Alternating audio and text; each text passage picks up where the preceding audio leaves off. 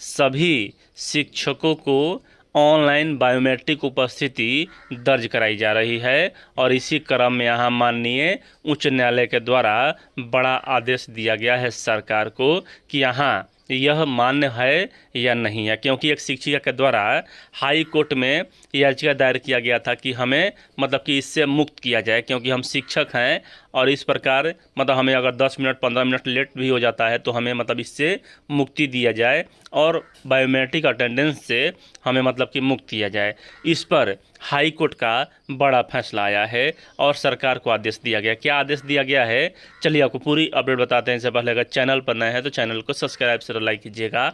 यहाँ आदेश यह मतलब निर्णय हाई कोर्ट का है, इसलिए बिहार पर भी लागू होता है। सबसे पहले यहाँ देख सकते हैं मामला इलाहाबाद हाई कोर्ट का है। एक शिक्षिका के द्वारा कहा गया कि हमसे मतलब कि हमें इससे मुक्त किया जाए शिक्षकों को। तो माननीय इलाहाबाद हाई कोर्ट के द्वारा क्या कहा गया, चलिए आपको हिंदी में समझाते हैं। देख सकते हैं यहाँ इलाहाबाद उच्च न्यायालय और ऑनरेबल जो माननीय जज हैं यहाँ देख सकते हैं। सबसे पहले यहाँ कि इस न्यायालय ने 16/10/2025 को आदेश पारित कर राज्य प्राधिकारियों को निर्देश दिया था कि वे एक ऐसी नीति बनाए जो कि संस्थान में शिक्षकों की उपस्थिति के संबंध में व्यवहारिक हो, जैसा कि राज्य के अन्य शैक्षणिक संस्थान या विभाग में चल रहा है। अन्यथा शिक्षक के बिना शिक्षण संभव नहीं है और गरीब ग्रामीण के बच्चे निःशुल्क और अनिवार्य बाल शिक्षा अधिकार अधिनियम 2009 के तहत प्रदान की गई शिक्षक गारंटी से वंचित हो जाएंगे, जिसे राज्य सरकार ने 2011 में अपनाया था। साथ ही भारत के संविधान का अनुच्छेद 21A और अनुच्छेद 14 से भी वंचित हो जाएंगे। यानी कि यहाँ हाई कोर्ट के द्वारा कहा गया कि राज्य सरकार एक ऐसी नीति बनाए जैसे अन्य विभागों में लागू हो और उसी प्रकार का जो अटेंडेंस है शिक्षा विभाग और शिक्षक के लिए भी लागू हो। और इस बात का भी ध्यान रखा जाए कि जो शिक्षा का अधिकार अधिनियम 2009 है जिसके तहत यहाँ भारत के संविधान का अनुच्छेद इतना के तहत वंचित हो जाएंगे, तो इसका भी ध्यान रखा जाए।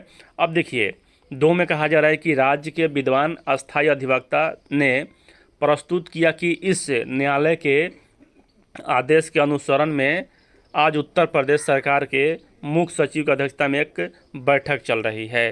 साथ ही साथ आज़ादी के बाद से शिक्षकों की उपस्थिति सुनिश्चित करने के लिए शिक्षा विभाग ने ज़मीनी स्तर पर कोई व्यवस्था नहीं है। अगर सरकार ने शिक्षकों की उपस्थिति के लिए कोई उपाय किया होता तो यह विवाद इस न्यायालय तक नहीं पहुंचता। अतः तकनीक के युग में शिक्षकों की उपस्थिति नियमों और अधिनियमों के तहत निर्धारित समय पर वर्चुअल या इलेक्ट्रॉनिक माध्यम से दर्ज की जानी चाहिए। यह न्यायालय का आदेश है कि समय की यही मांग है और तकनीक के युग में शिक्षकों की उपस्थिति नियमों और अधिनियमों के तहत निर्धारित समय पर वर्चुअल व इलेक्ट्रॉनिक माध्यम से दर्ज की जानी चाहिए। यह न्यायालय का आदेश है। सरकार को यह आदेश दिया गया कि आप सभी शिक्षकों का जो है वह वर्चुअल और इलेक्ट्रॉनिक माध्यम से उपस्थिति दर्ज कराएं।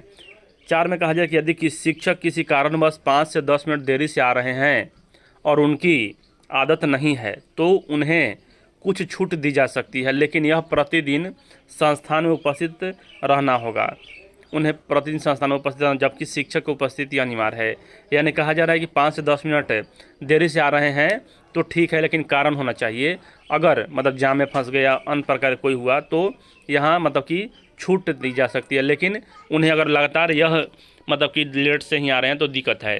आगे यहाँ कहा गया है कि शिक्षक को 10 बजे या प्रार्थना के समय निर्धारित समय पर उपस्थित होना चाहिए, न्यायालय द्वारा कहा गया है। 5 में कहा कि राज्य सरकार को निर्देश दिया जाता है कि वह उस संस्थान में शिक्षक की उपस्थिति सुनिश्चित करने के लिए ठोस समाधान निकाले जहां गरीब ग्रामीणों के बच्चे पढ़ रहे हैं।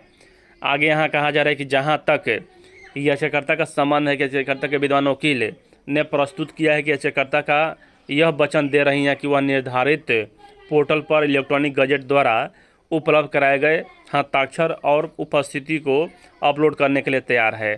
यानी कि यहाँ मतलब कि हाई कोर्ट का जब आदेश हो गया शासन के मतलब कि सरकार के पक्ष में, तो यहाँ जो शिक्षिका थी उनके द्वारा कहा गया कि हम उपस्थित रहेंगे और यह भी वचन दे रही है कि वह भविष्य में निर्धारित समय पर पोर्टल पर अपनी उपस्थिति अपलोड करेंगी और नियत समय पर संस्थान में उपस्थित रहेंगी।